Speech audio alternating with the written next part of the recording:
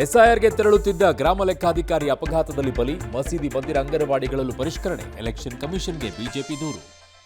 ಅಯೋಧ್ಯೆಯಲ್ಲಿ ನಿತ್ಯ 6ರಿಂದ 8 ಲಕ್ಷ ಹಣ ಲೂಟಿ, ಬದ್ರಿನಾಥ ಕೇದಾರನಾಥದಲ್ಲೂ ಕಳ್ಳತನ ಶಂಕೆ, ಎಣಿಕಾ ಸಿಬ್ಬಂದಿಗೆ ಜೇಬಿ ಇಲ್ಲದ ಡ್ರೆಸ್ ಕೋಡ್.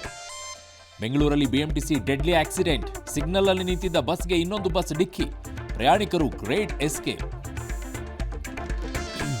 ಬೆಂಗಳೂರಿನಲ್ಲಿ 4ನೇ ದಿನದ ಆಪರೇಷನ್ ಫುಟ್ಪಾತ್, 5 ಪಾಲಿಕೆ ವ್ಯಾಪ್ತಿಯಲ್ಲೂ ಕೂಡ ಒತ್ತುವರಿ ತೆರವು.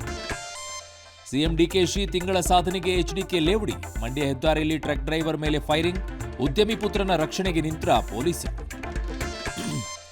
ಮೋದಿ ಉತ್ತರಾಧಿಕಾರಿ ಆಗ್ತಾರಾ ಅಮಿತ್ ಶಾ, ಉಪಪ್ರಧಾನಿ ಮಾಡೋ ಬಗ್ಗೆ ವದಂತಿ, ಮಹಾರಾಷ್ಟ್ರದಲ್ಲಿ ರಣಭೀಕರ ಮಳೆಯಿಂದಾಗಿ ಅವಾಂತರ.